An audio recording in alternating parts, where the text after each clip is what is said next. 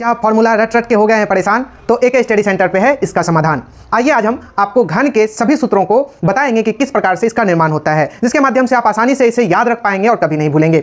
आइए हम घन के सूत्र को देखें कि किस प्रकार से इसका निर्माण होता है। तो सबसे पहला सूत्र है घन का संपूर्ण पृष्ठ क्षेत्रफल। संपूर्ण पृष्ठ क्षेत्रफल, घन के संपूर्ण पृष्ठ क्षेत्रफल, यदि इनके हम सतह की संख्या को देखें तो इसमें सतह कुल मिलाकर के 6 होती है। तो हम यहां पे लिख सकते हैं 6 सतह, इस प्रकार से 6 गुना सतह।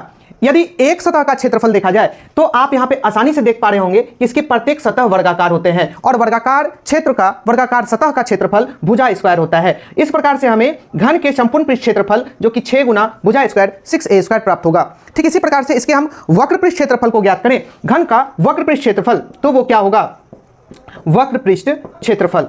वक्र पृष्ठ क्षेत्रफल क्या होता है? वक्र का मतलब हो गया चारों ओर की घुमावदार सतह। यहां पे आप देख रहे होंगे एक सतह ये और एक सतह ये, दो सतह और एक तीसरी सतह और इसके ठीक पीछे वाली सतह, ये 4 सतह वक्र पृष्ठ क्षेत्रफल कहलाएगी। इस प्रकार से इसके वक्र सतह की संख्या 4 सतह होती है और यहां पर 4 गुना एक सतह का क्षेत्रफल, चूंकि वर्गाकार सतह है तो इसका क्षेत्रफल a स्क्वायर होगा और वक्र पृष्ठ क्षेत्रफल के लिए हमें फॉर्मूला प्राप्त होगा 4a स्क्वायर। आइए हम लोग घन के आयतन का सूत्र को ज्ञात करें।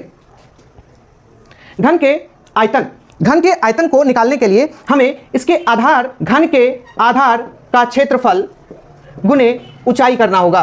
यहां पे हम लोग देख रहे हैं ये घन का आधार कहलाता है और इस आधार के पृष्ठ सतह का क्षेत्रफल भुजा स्क्वायर होगा, क्योंकि ये सतह भी वर्गाकार है, भुजा स्क्वायर गुने ऊंचाई। घन की प्रत्येक भुजा समान होती है, इसलिए इसकी ऊंचाई भी a होगी, तो हम ऊंचाई के लिए भी a रखेंगे और इस प्रकार से a क्यूब अर्थात घन का आयतन भुजा क्यूब होता है। इस प्रकार से हम घन के आयतन का भी सूत्र ज्ञात कर लिए।